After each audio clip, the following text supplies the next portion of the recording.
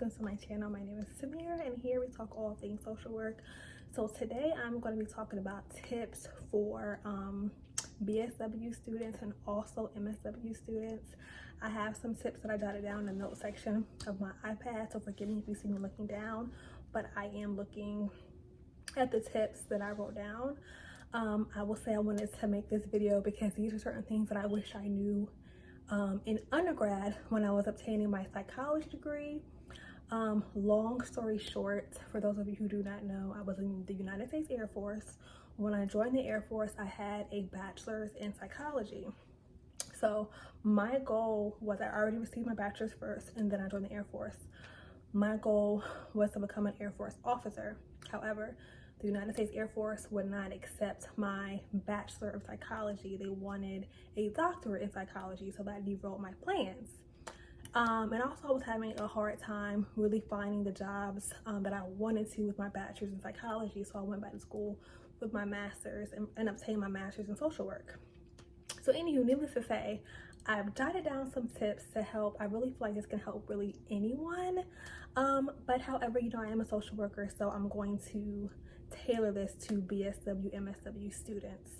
Because I feel like these key points in these areas are very, very important. And I will say that when I was in school, this was not talked about. It wasn't really touched on. And yeah, so I hope you all enjoy this video. I hope you find it helpful. So tip one, and this is in no particular order, so excuse me if it's not like flowing, because I was just jotting down stuff, y'all, because I'm trying to get these videos to y'all. But tip one, I wrote down, what job can you get in your area with your degree? So like I said, I actually already, when I decided to go to school to get my bachelor's in psychology, I didn't think I was going to join the Air Force. So I actually, my first degree that I chose, my field was mass communications, because a girl was going to be on the big screen. At that time, I was thinking I was going to be on MTV or BET or maybe even CNN, y'all. Like, that was really my thing. Like, that's what I wanted to do. And then I want to say probably until like my second to third year, I was just like, I don't see myself doing this long term. Like, it just wasn't really, I don't know, the love for it, the passion for it was really dissipating. So actually I was going to quit, stop like my third year and go ahead and transition to social work. But I was just like, I'm so close. My mom was like, Tamara, you're so close, just go back and get your master's in social work. So that's what I decided to do. And also, like I said, I could not join the Air Force with my bachelor's in psychology. So that's another reason why I wanted to go ahead and get my master's as well. However, I wish I would have did some more research, you know, but in my mind, when I got out of high school, I was just like, I love psychology. I love how people think and behaviors and thought processes, and that's what I want to do. And I didn't really do my research. I didn't look to see, okay, what job can I get in this area with a bachelor's degree in psychology? Will I need to move out of the area, you know? So that is something that is important that I feel that everyone should look at when it comes to choosing a degree. Can you obtain a job in your area with that degree? Tip number two, I put, how much does that job pay? So let's say you can find a job in your area with your degree field. What is the pay scale? Is it starting off in your area, right? Making $30,000. Can you live off of that? Is that going to be enough for you to pay your bills? Going back to tip number one, if you do not have a job in your area, if you cannot obtain a job in your area with that degree field, are you willing to travel? If the answer to that is yes, so if you travel to another area, how much is the pay in that area? If you're going to an area that has a higher cost of living, but the pay does not coincide with that higher cost of living, especially with like inflation and everything going on, is it worth it? You know, this is just something you should think about.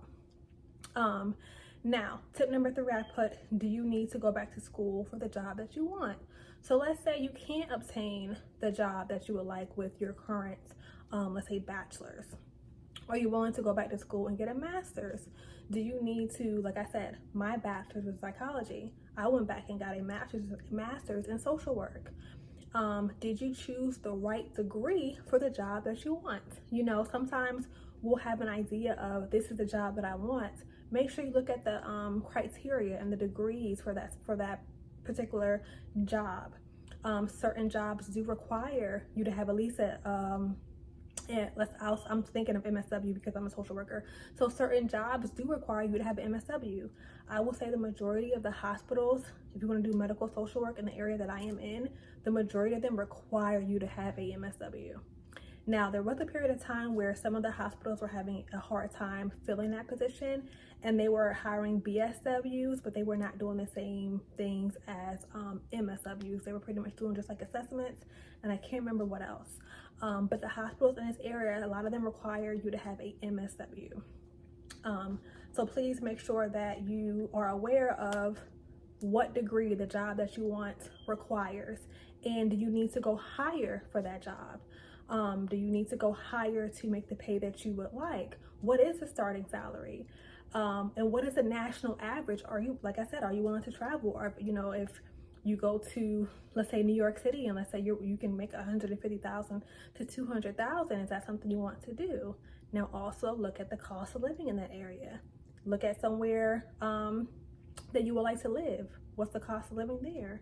If you find a job that is paying, let's say, $250,000 and it's in a specific area, look at the housing in that area. How much does the housing cost? Look at all of those things. These things are so important to when you're choosing a degree. And it may seem like, oh my gosh, I have to think about all this. Yes, because you're investing in yourself, you're investing in your future. Some of us still have student loans to pay back. So you need to make sure that you are being compensated for your degree, for your skills, for everything, and still being able to live. You don't want to have to live off of beans and rice for a long periods of time to pay off your loans. Now, shout out to Dave Ramsey. Some people, they subscribe to that. However, I do not. That's why I feel like this is very important to look at, you know, how much is the pay in your area, how much is the pay for your degree field, and all of that. I feel like that's very, very important. I do not feel, I'm a strong believer that social workers do not have to take a vow of poverty to be a social worker. You can still be able to enjoy your life and be able to experience financial freedom as a social worker. So don't ever let anyone tell you that there is no money in the field of social work, because that is a complete, entire untruth. That's not true. So anyway, yes. Do you need to go back to school for the job you want? Like I said, I went back to school and I obtained my master's degree in social work. Now, I did not become an Air Force officer, and that's a whole nother story. I didn't want to do that. But if I wanted to, I could have. You know, I'm an LCSW as well. So if I wanted to go back into the Air Force and become an Air Force officer, and be a licensed clinical social worker in the Air Force, I could have, you know, but I chose not to. But the only reason I would have been able to do that is because I went back to school to receive my MSW. So I put also, are you willing to do that? So let's say you are willing to go back to school like I did. How are you going to pay for it? Are you going to take out student loans? Does your job offer tuition assistance? I am a firm believer that, please, if you can, make sure you find a job that offers tuition assistance. I think Starbucks even offers tuition assistance. I think Target even offers tuition assistance, or there's certain universities that they will help just pay for. That is extremely important. I am all for not having debt, especially student loan debt.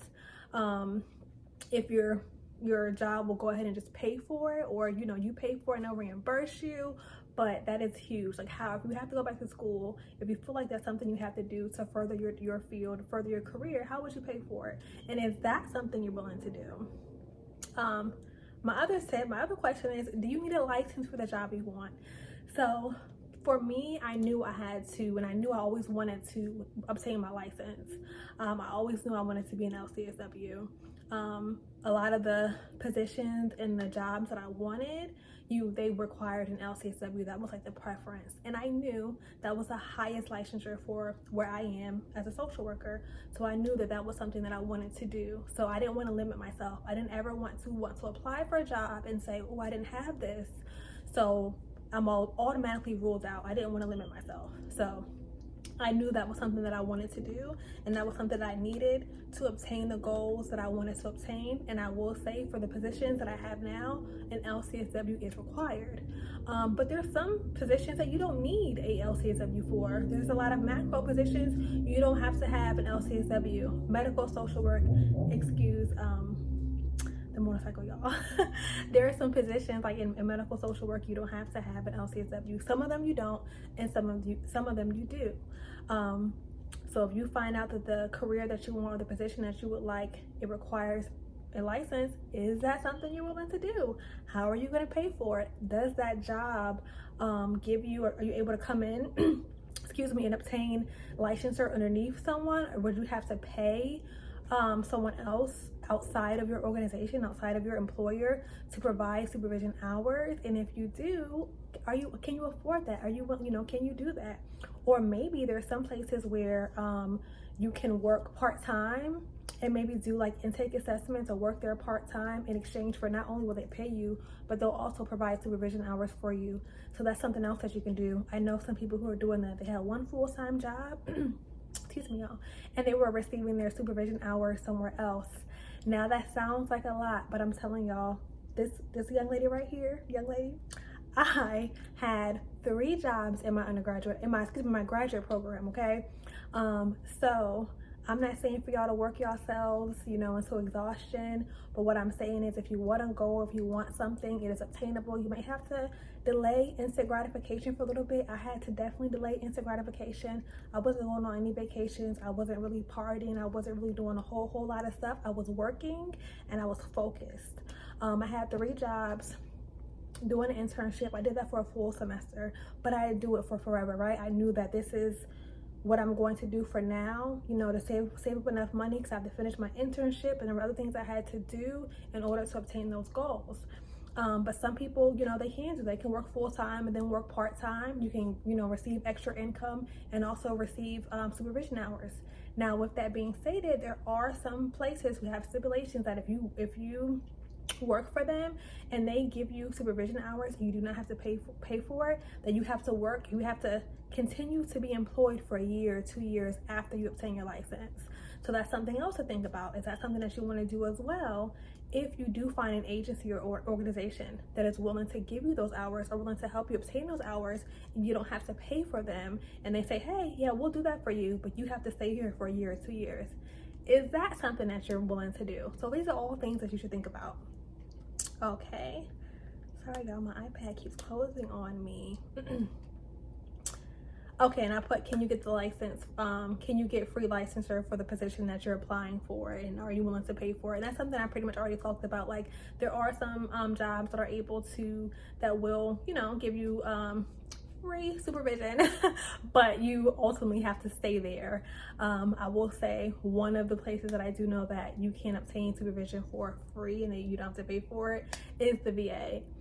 In my understanding, I don't believe there's any stipulation. I'll see if I'm gonna double check. I'm gonna ask one of my best friends because she still currently is employed with the VA, but they will provide supervision for you, and I don't believe they have a stipulation. I don't believe they have a stipulation to where it's, if we provide you supervision, you have to stay here for a year or 2 years. I don't believe the VA has that. I will leave a comment with that answer under this video though, because I want to double check. But anywho, running down my tips real quick. What job can you get in your area with your degree? How much does that job pay? Do you need to go back to school for the job that you want?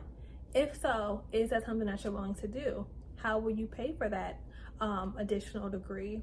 Are you going to use tuition assistance? Are you going to take out financial aid? Are you going to get another job? How will you pay for it? Do you need a license for the job that you want? If you do, can you receive free, I'm putting in quotations because there might be stipulation, for those supervision hours? And if you cannot, are you prepared or willing to pay for licensure and receiving supervision hours from an outside entity, company, person?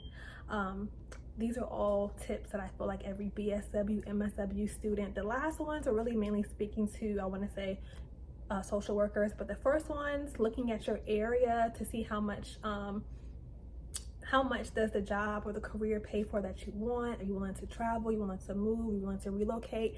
And I forgot to add, I'm thinking about it, and does that company or whoever you're looking at, do they offer relocation reimbursement? Some places will pay for you to move and will pay for you to relocate to them. So these are all things that I feel like everybody, every college student, even really high school student, honestly, before you choose your degree, should think about. But even while you're in school, these are certain things that I feel like every student should think about, especially my social workers out there, y'all. I love my social workers. I love y'all so much. So I try to make as many videos as I can to help any of the social workers out there. So if you made it this far to the video, thank you so much for watching. Please like, comment, and subscribe, and I will see y'all next time.